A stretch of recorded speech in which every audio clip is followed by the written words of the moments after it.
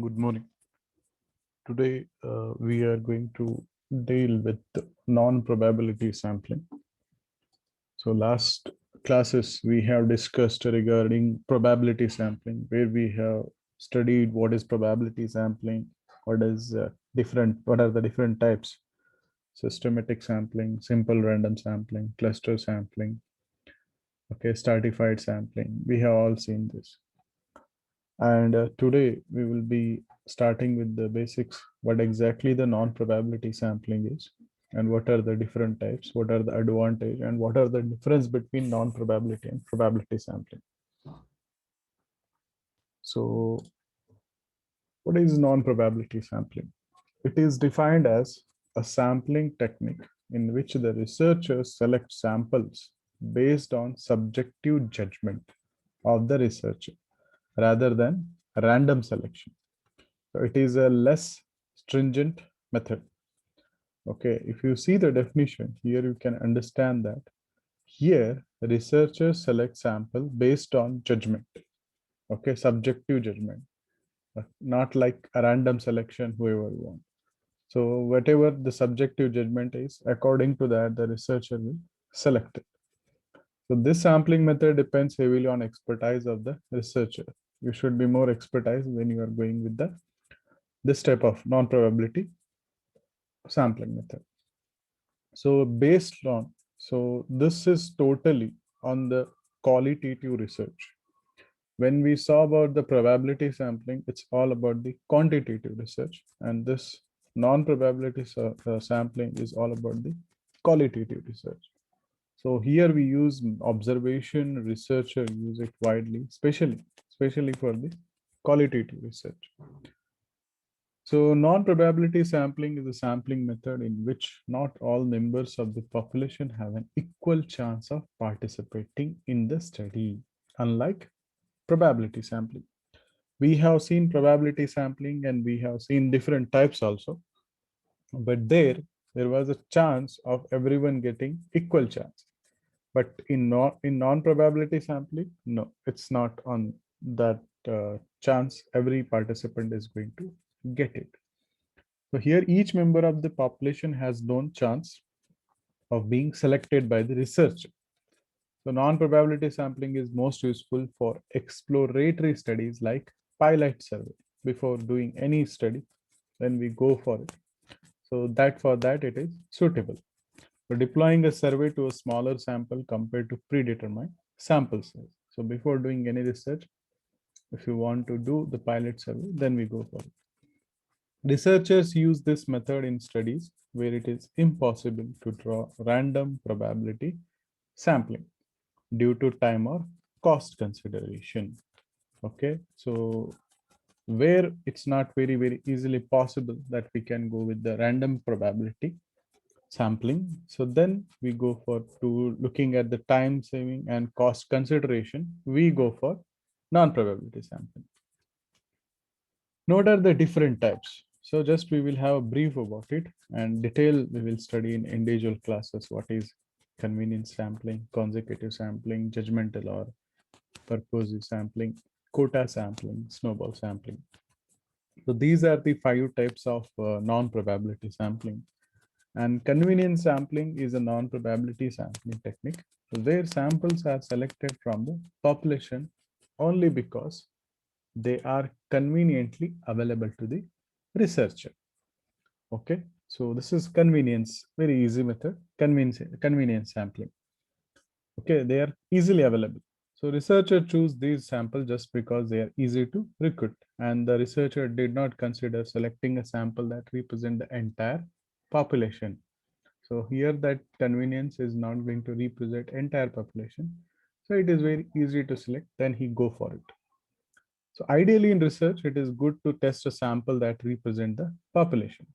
Okay, because before going to study the huge population, so you can go for easily, you can test those participant, or you can say the population, not whole population we are going to study. So here we are going to study the people or the tests, a sample which represent whole population. So in some research, the population is too large to examine and consider the entire population. Very tough. So it is one of the reasons why researchers rely on convenience sampling, which is most common non-probability sampling method. So because of its speed, cost effectiveness, and ease of availability of sample, because we are going through convenience way. And next is the consecutive sampling. So this is also the part of non-probability sampling, which is nearer to the convenience sampling, but there is a little bit variation. So what happens here is researcher pick a single person or a group of samples, conduct research over a period, analyze the results, and then moves on to another subject or group of indeed.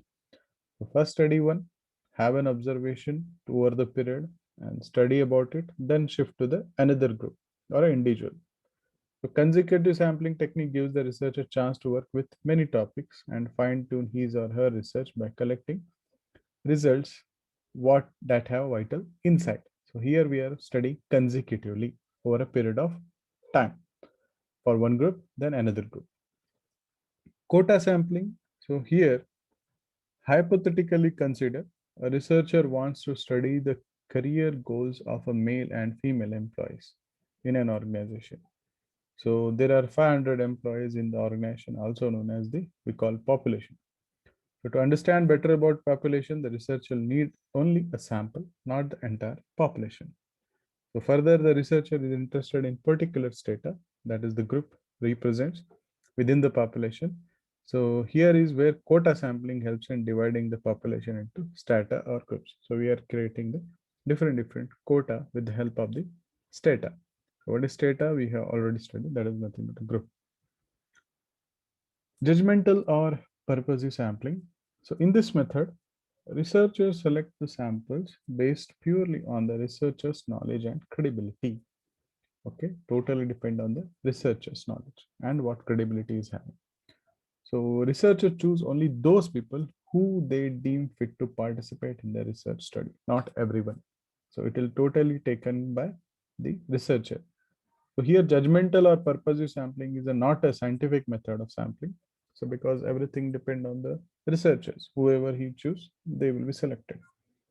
And the downside, this sampling technique is that preconceived notions of research can influence the results. So thus this research technique involves high amount of ambiguity because you are selecting the sample on your basis, not with the technical method. Snowball sampling. So here it helps the researchers to find a simple when they are difficult to locate. Okay, the researcher use this technique when the sample size is very small and not easily available also. So this sampling system works like the referral program. Once the researcher finds suitable subject, he asks them for assistance to seek similar subject to form a considerably good size of sample. So these are the different types, but we will see them detailed individually in our next classes.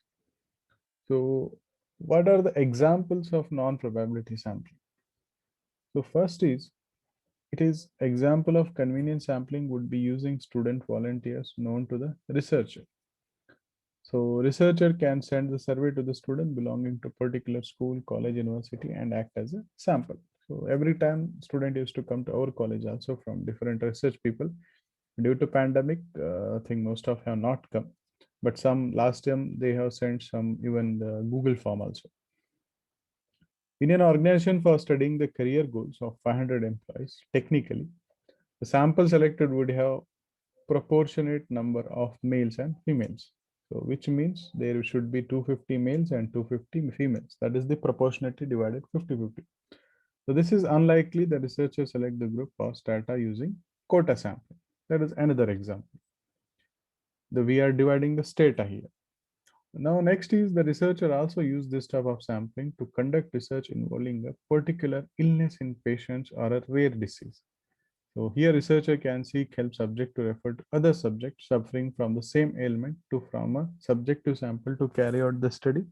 So what best solutions can be provided to the patient who are suffering. So when to use the non-probability sampling. So you can use this type of sampling to indicate if a particular trait or characteristic exists in a population, they should represent same characteristic.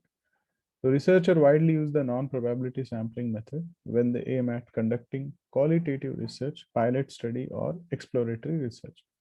The three way you can use this. First is qualitative research on the basis of totally the what do you call not close and open-ended questions, and you can go for pilot study before doing any research, or even if you want to explore something very new, then you can use the sampling. Researchers use it when they have limited time to conduct research or have budget constraint with them. So then also they can go with this. When the researchers needs to observe whether a particular issue needs in-depth analysis, he applies this method, total study about a group or a sample. So use it when you do not intend to generate result that will generalize the entire population. So that has to be taken because convenience sampling we have seen how it affects. So these are the way where you can use the non-probability sampling. Now, what are the advantages of this method is? So non-probability sampling techniques are a more conducive and practical method for researchers applying survey in the real world. Although statisticians prefer probability sampling because it yields data in the form of numbers, that is nothing but the quantitative. So here it totally deals with the qualitative. So if it done correctly, if the researcher is very expertise, then no problem, he can go with it. And if he is looking for the quality results. Getting responses using non-probability sampling is faster and more cost effective than probability sampling because the sample is known to the researcher. What he decides, that will be selected. But when it comes to the probability sampling, so we have to use technical methods for selecting the sample out of the population. The respondents respond quickly as compared to people randomly selected as they have high motivation level to participate. Reason researcher is selecting here the population. So what are the differences we find? The first sample selection based on the subjective judgment of the researcher in non-probability, but here it is at the random basis. It is totally based on researcher, here it is totally on the random basis. Second is not everyone has an equal chance, but here everyone has an equal chance of getting selected. Third, the researcher does not consider sampling bias. So used when sampling bias has to be reduced. Okay. So fourth is useful when the population has similar traits. So here population is diverse. So the sample does not accurately represent the population. Okay. When we are going with the non-probability sampling. But here it is useful when the population is totally diverse. So characteristics match in non-probability sampling, but here it is totally different characters people. Then we have to divide them in group in probability sampling. The sample does not accurately represent the population, but used to create an accurate sample in probability sampling. Finding respondents easy because you are selecting very conveniently, but here finding the right respondent is not easy way because diverse population available. So these are the all the basic of non-probability sampling for today's class. If you have any doubt, you can ask.